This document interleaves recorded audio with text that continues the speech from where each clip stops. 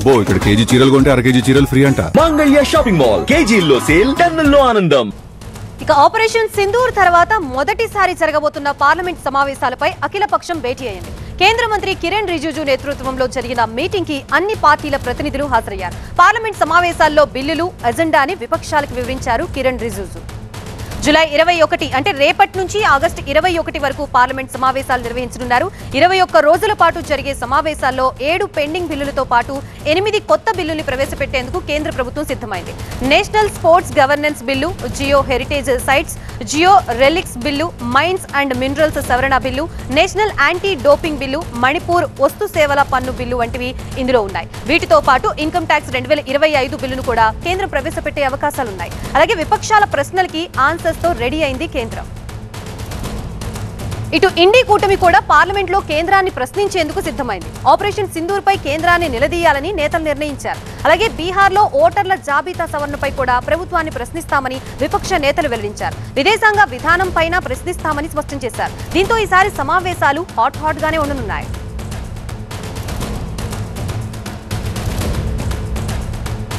ఇదే అంశానికి సంబంధించి మనకి పూర్తి అప్డేట్స్ ఇవ్వడానికి మా ప్రతినిధి గోపి సిద్ధంగా ఉన్నారు. గోపి, రేపటి నుంచి పార్లమెంట్ సమావేశాలు జరగనున్న నేపథ్యంలో ఈ రోజు అఖిలపక్ష భేటీలో ఎవరెవరు పాల్గొన్నారు, అలాగే సమావేశంలో ఏ అంశాలపై చర్చించారు, డీటెయిల్స్ ఏంటి?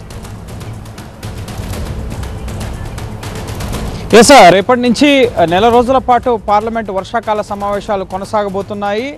జూలై 21 నుంచి ఆగస్టు 21 వరకు కూడా ఈ సమావేశాలు 21 పని దినాల్లో జరగబోతున్నాయి. ఈ నేపథ్యంలో ఈ పార్లమెంట్ వర్షాకాల సమావేశాలకు సహకరించాల్సిందిగా, ప్రభుత్వం చేపట్టే బిల్లులకు ఆమోదం అలాగే చర్చల్లో పాల్గొనాల్సిందిగా ఈరోజు అఖిలపక్ష సమావేశాన్ని ఏర్పాటు చేశారు. పార్లమెంట్ అనెక్స్ భవనంలో సుదీర్ఘంగా 2.5 గంటల పాటు ఈ సమావేశం జరిగింది. ఈసారి అఖిలపక్ష సమావేశానికి రాజ్నాథ్ సింగ్ అనారోగ్య కారణాల రీత్యా హాజరు కాలేదు. కేంద్ర పార్లమెంటరీ వ్యవహారాల శాఖ మంత్రి కిరణ్ రిజిజు నేతృత్వంలోనే ఈ అఖిలపక్ష సమావేశం జరిగింది. ఇటు జేపీ నడ్డా, అలాగే ఇటు ఎల్ మురుగన్, అలాగే అర్జున్ రామ్ మేఘ్వాల్ వీళ్ళు ఈ సమావేశానికి హాజరయ్యారు కేంద్ర మంత్రులుగా. అలాగే వివిధ పార్టీలకు సంబంధించిన పార్లమెంటరీ పక్ష నేతలు ఇటు జయరాం రమేష్, అలాగే గౌరవ్ గొగోయ్, ఇటు టీడీపీ నుంచి లావు శ్రీకృష్ణదేవరాయలు, బీఆర్ఎస్ నుంచి సురేష్ రెడ్డి, అలాగే వైఎస్ఆర్సీపీ నుంచి గురుమూర్తి, అలాగే పిల్లి సుభాష్ చంద్రబోస్ సహా ఆయా పార్టీలకు సంబంధించిన ఎంపీలంతా కూడా హాజరవడం జరిగింది. ప్రధానంగా 15 బిల్లులు, అలాగే ఫైనాన్స్ బిజినెస్తో పాటుగా ఇతర బిజినెస్లను ప్రవేశపెట్టబోతున్నట్టుగా ఒక నోట్ను కూడా ఎంపీలకు ఇవ్వడం జరిగింది.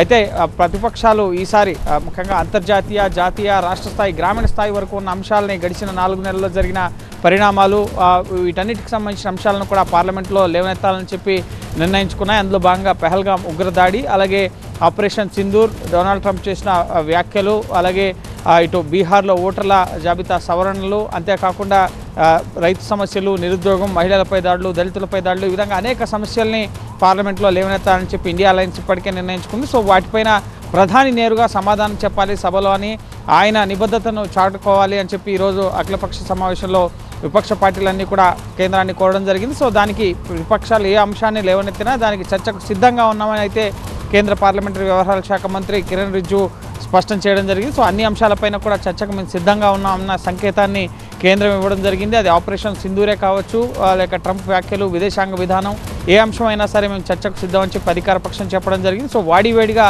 ఈ సమావేశాలు అయితే జరగబోతున్నాయి. అందులో భాగంగా ఇటు తెలుగు రాష్ట్రాలకు సంబంధించిన అంశాలు కూడా, నదుల అనుసంధానానికి సంబంధించి బనకచర్ల అంశం ఇప్పుడు పార్లమెంట్కు చేరబోతోంది.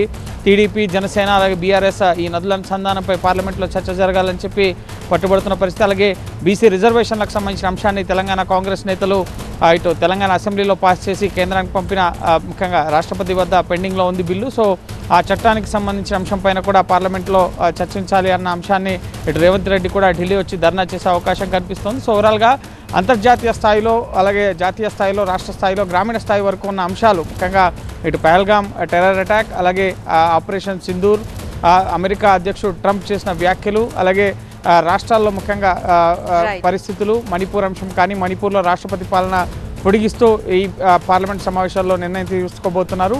సో వీటన్నిటికి సంబంధించిన అంశాలపైన కూడా కూలంకషంగా ఈసారి పార్లమెంట్ సమావేశాల్లో చర్చ జరగబోతుంది. అయితే విపక్షాలు లేవనెత్తున్న అంశాలకి కేంద్ర మంత్రులు లేదా సమాధానం ఇస్తారా, లేక ప్రధాని కూడా నేరుగా ముఖ్యంగా ఈ పార్లమెంట్ సమావేశాల్లో ఆయా అంశాలకు సంబంధించి విపక్షాలు లేవనెత్తిన అంశాలకి సమాధానం ఇస్తారా అనేది మాత్రం మనం వేచి చూడాల్సి ఉంటుంది. చాలా హాట్ గానే ఈసారి వర్షాకాల సమావేశాలు కొనసాగబోతున్నాయి.